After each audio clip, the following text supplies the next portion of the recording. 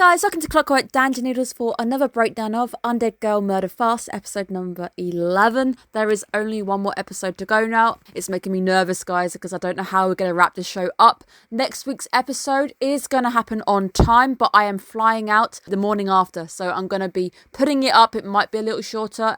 It might have to do a wrap-up video for the series, maybe when I get back, but I will see what I can do unless I basically do an all-nighter. I might do an all-nighter for you guys. I feel nice. This is a very good show. It's warranting it. It does make me think that there could be a second season. I really hope there is, because I don't foresee us getting much closure in one more episode. We're probably going to wrap the werewolf case up, but I can't see us dealing with Moriarty in one episode. Thankfully, that probably means there's more of this show out there for us to enjoy at some point.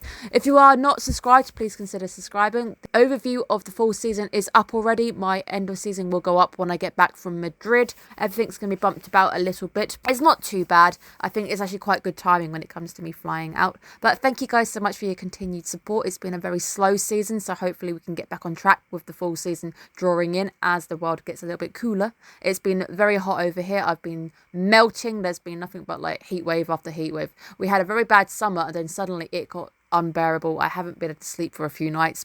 We have another cold open, which of course becomes very important later on in the plot. But essentially we see the werewolf village this time, where most of the episode takes place.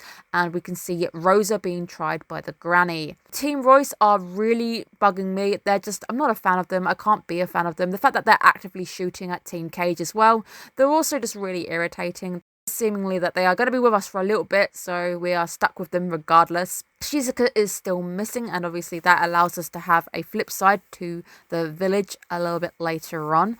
But you can also see that Moriarty is starting to follow their every move, and they do make their move at the end of the episode with Frankenstein. So we get to see him in action this week as well. Would also seem that Moriarty following them in this manner does kind of suggest that they maybe didn't need the gem at all, because you could have just waited for these guys to go out in the first place and then just follow them. Doesn't seem like the gem was a make or break situation. Definitely helps, but at the end of the day, you just need somebody else to do the hard work, and then you can get the leg up there. Shizuka does seem to be the magnet for nude lady plot. This time round, we've got werewolves trying to build up her temperature. I am also very shocked that Nora is out, because she's actually in the poster. So I'm shocked that she's literally shown up and basically left the episode. She's in and out that quickly. She's gone.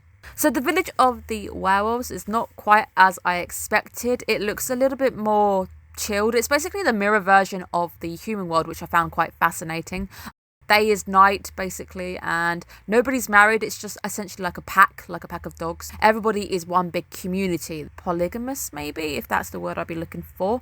But it would seem that we are having the literal mirror image of the human situation in the werewolf village. We've got more murders going on. We've got more girls being targeted. We've also got the 1 year link again. So something happened a year ago, which has now led to people going missing in both the village and this village. We've got 3 murders in total. That's 6 in total if you include the human ones on top. Not sure if they're linked, but it would seem that there's something going on with these guys though. They seem to be getting shot by a silent weapon. A weapon that fires buckshot. It is silent. And we haven't really seen silencers used in the show before. Somebody is out there who is maybe experimenting. We hear 2 gunshots at the end with Nora. Something is going on. Maybe it's not just one person. Don't know if the murderer is the same. There was 3 people that the humans suspected. The doctor only has a pistol. Very curious to see what the wolves think, because Shizuka does seem to imply that the murderer might actually be in the village, because the scent also seems to just disappear. We can sense if there's a human here. If you're not sensing a human, it could be a werewolf. Maybe it's the same person in both situations. Obviously, we had the artist lady turning into a werewolf, admitting to the murders. What's to say that her love for little girls isn't killing werewolf girls as well? At the moment, I don't quite know if I've got a suspect, because now there's 2 cases that might be connected. I don't know if my initial idea lines up. Consider me not giving an opinion this week, just because I don't actually think I have one. I don't quite know who it is. I felt really certain last week. I don't know what's going on now. We've got more information piled upon it. We are told that any girl hits the age of 13, they become a priestess, but they're also told that no girl can leave the village. Pretty rough, but I guess if it's a nice situation where you enjoy your life and everyone seems pretty pleasant to one another, so maybe it's not a bad thing if you know that you're going to be looked after and everybody works and everyone seems pretty happy. Apart from the granny who, I don't know, her sense of justice doesn't seem to meet justice. The acrobatic sequence of Shizuka being found in the cart, I really like it. I think it's really nicely handled. I think it flows really nicely. It's nice to see her moving in a very non-combative way where she's trying to be defensive as possible. I'm going to try and get out of the situation by defending myself but not causing any damage, because the worst thing she could do right now is kill a werewolf, because people are going to think it's her, even though they technically think it's her anyway, which really kind of sucks. But that shows you the mirroring again. In the human world, we saw that any outsider was considered the guilty. You're already guilty, it doesn't matter who you are, you're an outsider, we don't trust you. They're all put through the werewolf phasing experiment where they try and overload their senses and everything. It's the same in the werewolf village. All humans are basically considered as guilty regardless. But that also makes you wonder, is it really a werewolf doing the damage in the human village? Because in this situation, they're avoiding the humans. A bit weird for the murderer in the human case to be a werewolf from the village. If they're not allowed to leave the village, but they're also avoiding the humans, doesn't ping top of my list that they're the ones killing the kids in the village. Why would you go there if you're not allowed to leave the village in the first place? Not quite sure I buy that the murderer now is a village wolf. I don't think it's a wolf from the village that is causing the damage in the human village. But that doesn't eradicate the fact that we saw Rosa being tried. Rosa is deemed guilty at the end, but she escapes and we know she makes it to the human village. I'm not eradicating Rosa and my line of thought with the kids at this point. That opening sequence ends up being very important. Now, Granny and her sense of justice, she seems like she's already made her mind up, so she's just gonna pull those planks out regardless.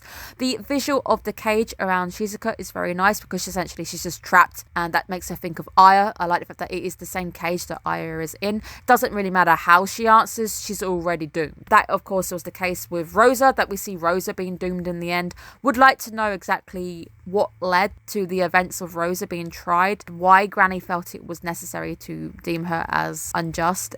Granny's sense of justice doesn't really quite seem justice. It just seems like she doesn't like outsiders, like the humans, which is a problem when your criminal seems to still be at large, already killing Nora. And in the case where you're just going to pin it on the human, it's not good, because it would seem that you've maybe got a murderer amongst you who is actually going to be living for the fact that you're going to blame any new person coming into the town. But that also seems to be the case with the humans. Any new person is essentially blamed when it could be a villager themselves doing it. And essentially both sides are making the most of the chaos and the mania of a new person or a human appearing, masquerading under the chaos their actual true crimes, and whether it is the same person or not who is able to go from one place to the other. Shizuka immediately is blamed for Nora's death, regardless of the fact that we all saw her being tried. Every single eye in the village was on her at the time, but regardless, no, you're the one who must have killed Nora. Really, I know that you don't like humans, I get it, but you're gonna blame her even though you saw her not lifting a finger.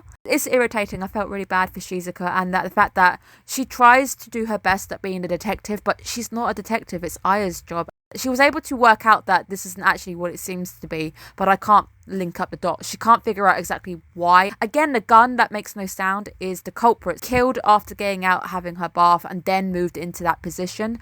The human scent just ended, which is really, really peculiar. It perhaps a human that can turn into a werewolf. They're either among them and they can masquerade their scent. I know they're trying to create perfect werewolf. No culprit this time around. I don't exactly know who it is. I'm just trying to get some of my ideas out on the page. I am finding that when I talk to you guys about the anime and about the show, my thoughts seem to line up quite nicely. So I am actually relying on the fact that if I talk to you guys, I might eventually get a better idea of what's going on. Somebody in the human place is ripping them to shreds. Somebody in the werewolf one shooting the girls with a gun that has a silencer on it. They are able to mask their scent. At the end, we see Frankenstein putting an attack, which means Moriarty's now making his move. He's chosen the moment when everybody is literally climbing down a cliff face. It's concerning though, because if those humans make it to the werewolf town, it would seem they're probably going to be destined to die, because it seems nobody is welcome in that town. It's a very interesting twist. We've also lost Alma, I believe her name is. She's gone. She's vanished. She doesn't make an appearance this week. I still still don't know how I feel about Alma. I think a few of you are on the same page like me. I'm not convinced it's Alma. Now that there's a new victim killing werewolf girls,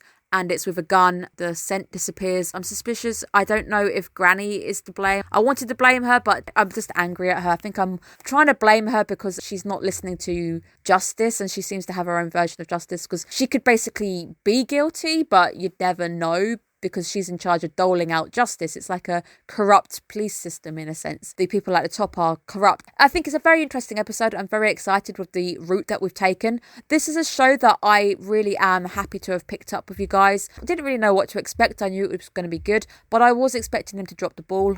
It's nice for me to see that the show is paying off. Can't wait to do my end of season with this one, because I think you can expect to see it somewhere on the list. I just need to sit down with my thoughts and work out the exact ranking. I might do that when I'm flying out. I can sit there on the plane and get my thoughts together and decide what order I'm going to go for. I would like there to be more, so if somebody out there does know if there's more manga out there, just let me know if there's enough for another season. Thank you guys so much for tuning in. I know it's a pretty quick one this time. Don't really have any ideas on who is to blame right now.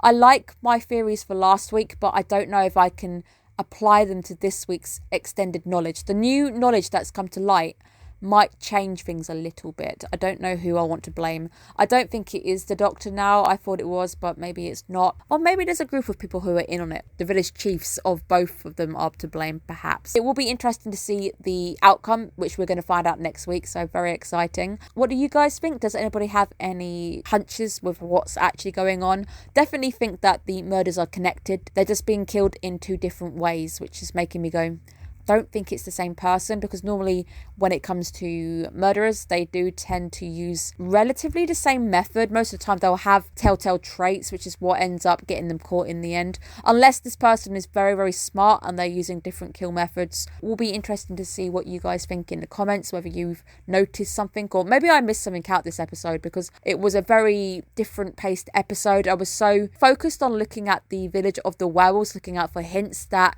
I was treating this as a whole new case, which might be my fault. It might be the case that it's not a whole new case. It's just an extension of another case that's lining up with the case that I was already trying to break down. Thank you guys so much for tuning in. I will see you guys again for your last episode next week. Thank you so much. Bye bye.